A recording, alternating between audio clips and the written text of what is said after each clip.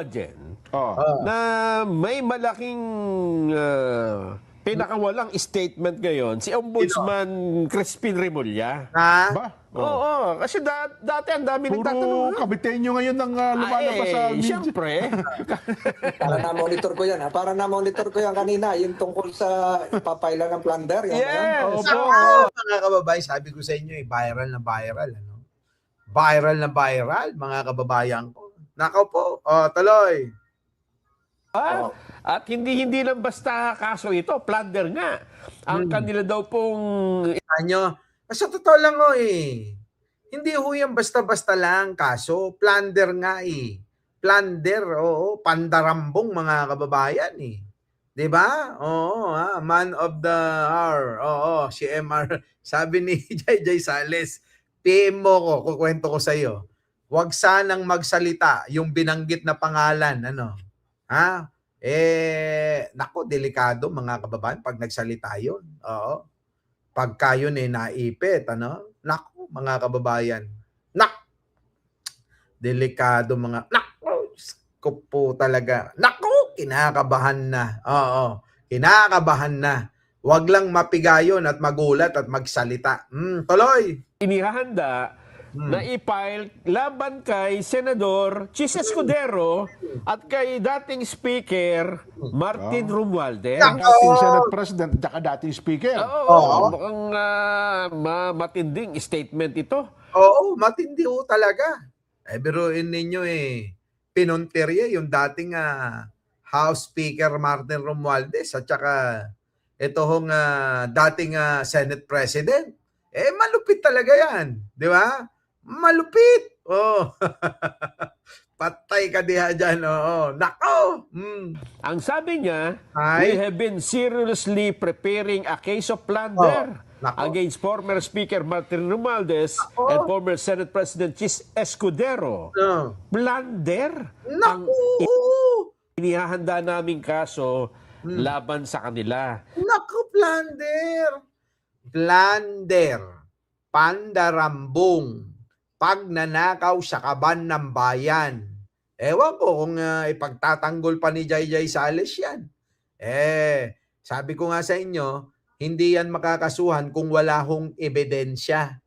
Hindi ho yan makakasuhan kung walang sapat ho na mga ebidensya na lumitaw sa investigasyon ng ICI. Mga kababayan ko, na pinasa na ho dahil tapos na ho. Oo. Sinara na ho ang pelikula ng ICI, mga kababayan ko. Dinala na yung finished product na resulta ng kanilang investigasyon diyan po kay Boying Remulla sa Ombudsman. Nako, ewan ko na. Oo. Alam nyo, natatawa talaga ako rito sa totoo lang, mga kababayan.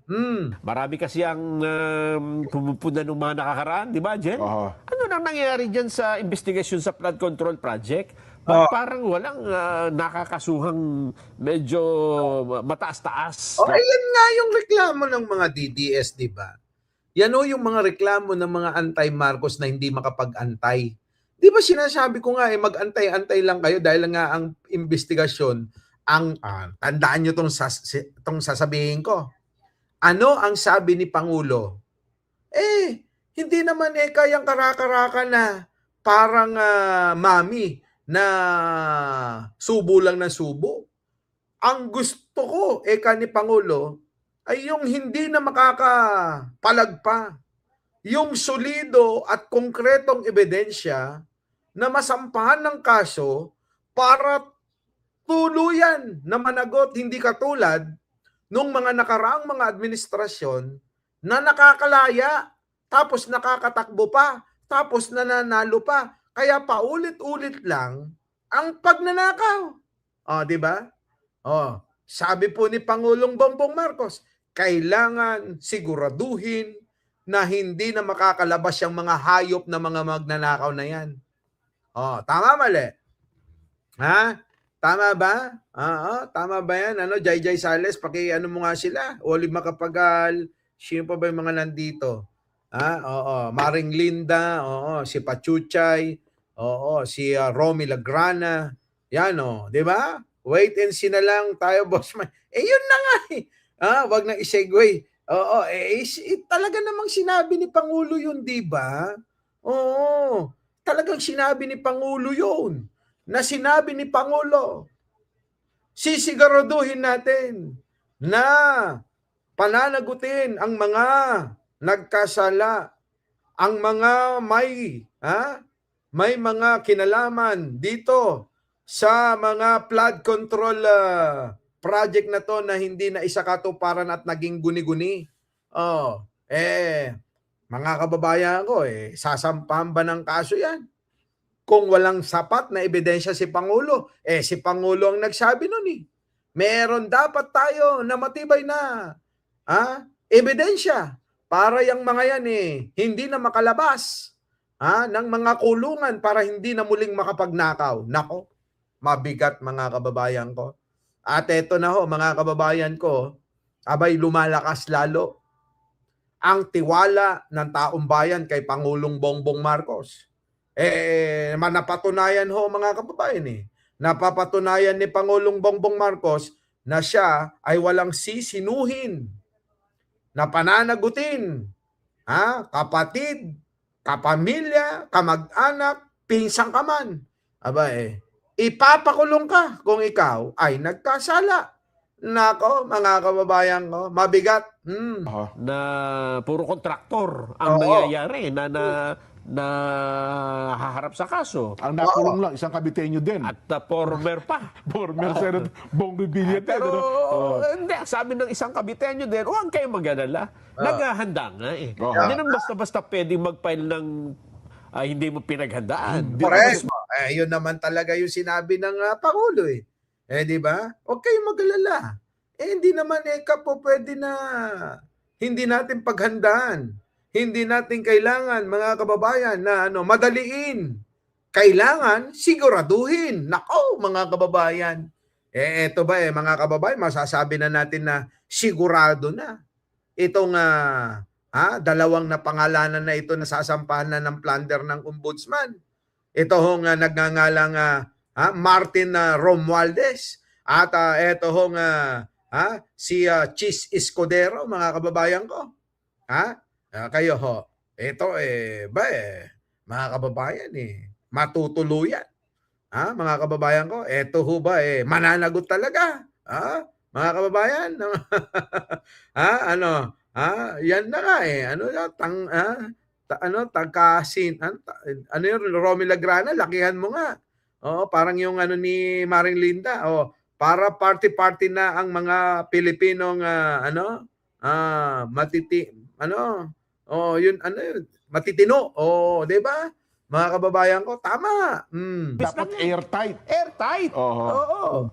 Kaya seryoso daw po ito. Nako. Hindi ito fake news. Kita nyo, seryoso yan mga kababayan. Hindi ho yan fake news. Nakita nyo naman mga kababayan yung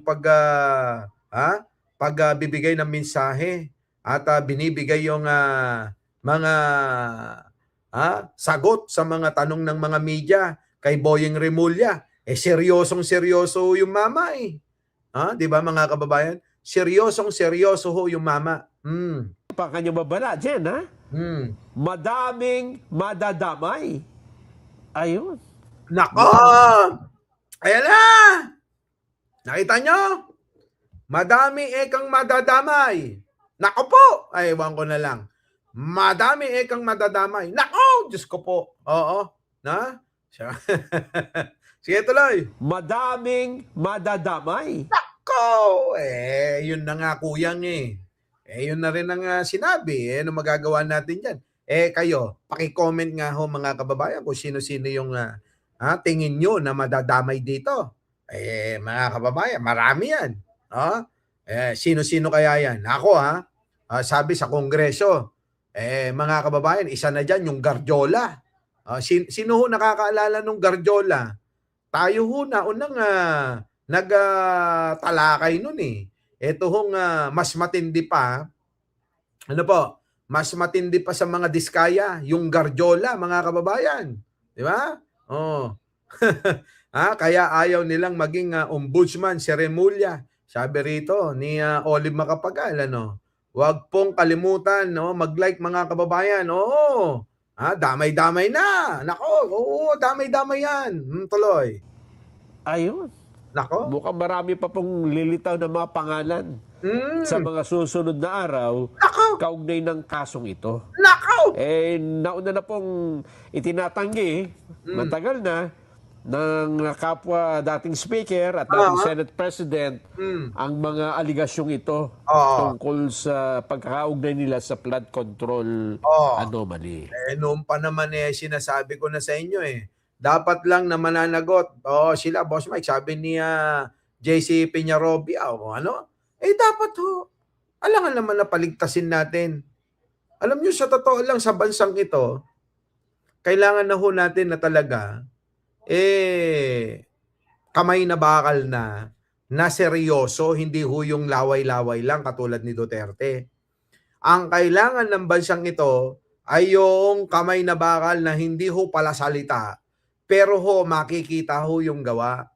Yung po yun, dapat ang kailangan natin. Ano po, mga kababayan ko? Nako, matindi yan. Tuloy! Ayan. Yan po ang latest natin. Para lang magkaroon tayo ng update na bagamat meron po ngayong nararanasang krisis, tuloy-tuloy.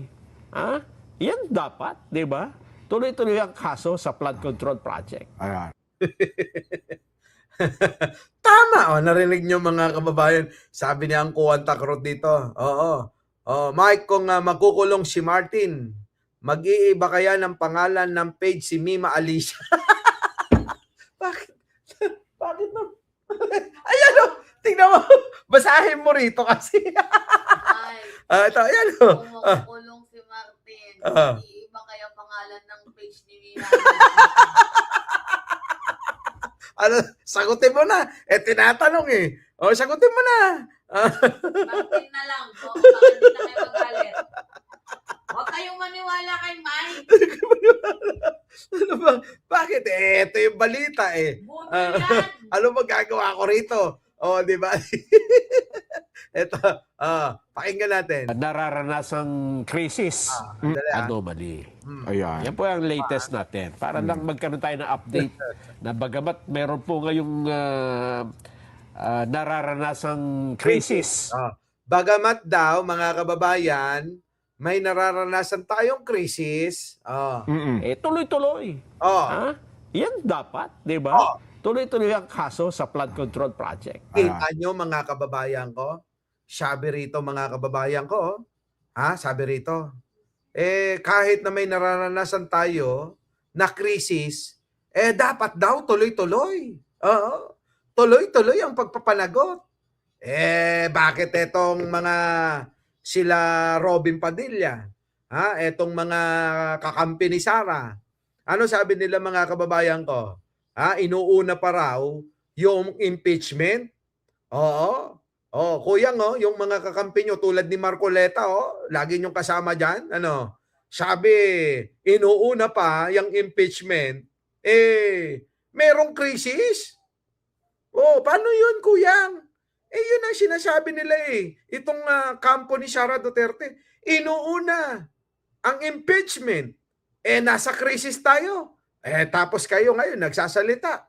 Dapat daw tuloy-tuloy ang investigasyon. Mga kababayan, kahit may krisis. Alin ba talaga? Di ba, mga kababayan? Alin ba talaga? Nakuha nyo, Ibig sabihin, itong mga walang yang mga DDS, kapag sila yung nasasadlak, unahin yung problema sa kakulangan o krisis. Pero kapag mga kalaban nila sa politika, kailangan tuloy-tuloy. Kita nyo, double standard sila, mga kababayan. Di ba?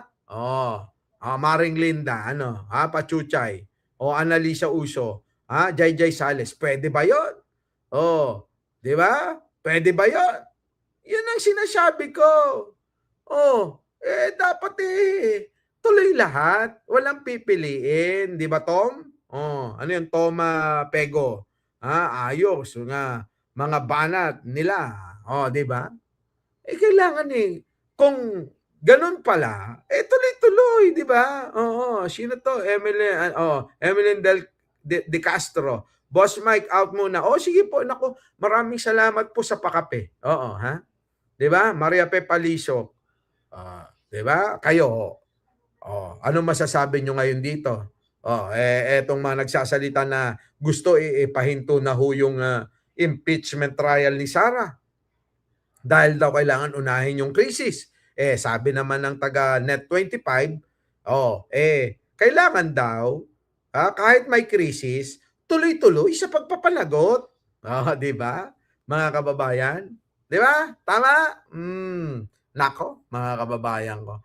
Ewan ko na lang kung saan naabot etong ibinunyag ni Boying Remulla, mga kababayan ko. Di ba? Hanggang saan kaya yan naaabot, mga kababayan? Mga kababayan, alam nyo na.